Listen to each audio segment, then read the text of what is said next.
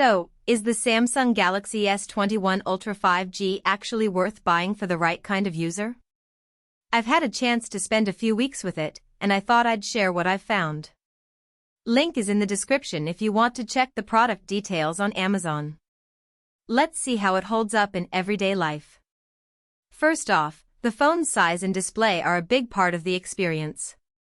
The 6.8-inch dynamic AMOLED panel pushes a buttery-smooth 120Hz refresh rate, which means scrolling through social feeds or gaming feels almost effortless.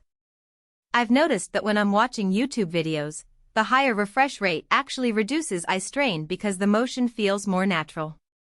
For anyone who uses their phone as a primary entertainment device, think binge-watching series on the commute or playing mobile games for a few minutes between meetings, that fluid display really makes a difference. Storage and memory are the next practical win. With 256 GB of internal space and 12 GB of RAM, the phone handles large photo libraries, 4K video recordings, and a handful of apps without hiccups. I've been able to keep my entire photo archive from the past year on the device, and the system still feels snappy when I open a heavy app like Photoshop Express.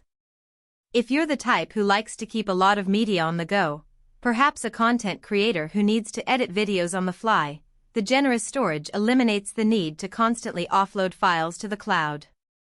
Battery life is another area where the S21 Ultra shines for heavy users. The 5000 mAh cell provides enough juice to get through a full day of mixed usage, emails, streaming, gaming, and a couple of video calls, without reaching the dreaded red bar. I've been able to charge it to 80% in about 30 minutes thanks to the fast charging support, which is handy when you only have a short break between meetings. For anyone who travels often or spends long days away from a power outlet, that endurance and quick charge combo is a real relief.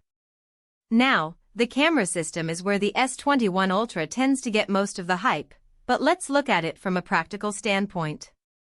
The 108MP main sensor captures a lot of detail, so you can crop a shot in post-production and still retain crispness. I tried taking a photo of a city skyline at dusk, and the result kept the textures of the buildings and the subtle color gradients in the sky. The 10MP telephoto lens gives you a 3x optical zoom, which is useful for framing subjects without moving closer, perfect for concert photos where you can't get too near the stage. The 40MP front-facing camera means your video calls look sharp, and the selfies have enough depth to avoid that flat look we've all gotten used to.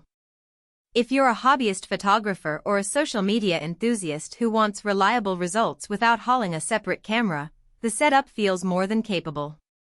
Let's not forget the build quality, which matters if you're prone to dropping devices. The S21 Ultra uses Gorilla Glass Victus on the front, offering better resistance to scratches and drops compared to earlier glass generations. The aluminum frame gives it a premium feel while still being relatively lightweight for its size. I accidentally knocked the phone onto a wooden desk edge and, after a quick glance, there were no chips or cracks. For anyone who's a bit clumsy or just wants a device that can survive the occasional mishap, that durability is a comforting safety net. Another practical benefit is the connectivity. Being factory unlocked, the phone works across all carriers that support LTE bands and 5G N71. I've switched between my carrier and a friend's prepaid SIM without any trouble, and the network speed stayed consistent. If you travel abroad or need to use a secondary SIM for work, the single SIM design still handles eSIM profiles, giving you flexibility without the bulk of a dual SIM slot. For freelancers juggling personal and business lines, that adaptability simplifies managing communications. All of these features add up to a device that feels like a well-rounded tool rather than a single-purpose gadget. The software experience is smooth, with Samsung's One UI making multitasking intuitive, drag-and-drop windows, edge panels for quick access, and a robust suite of Samsung apps that don't feel forced.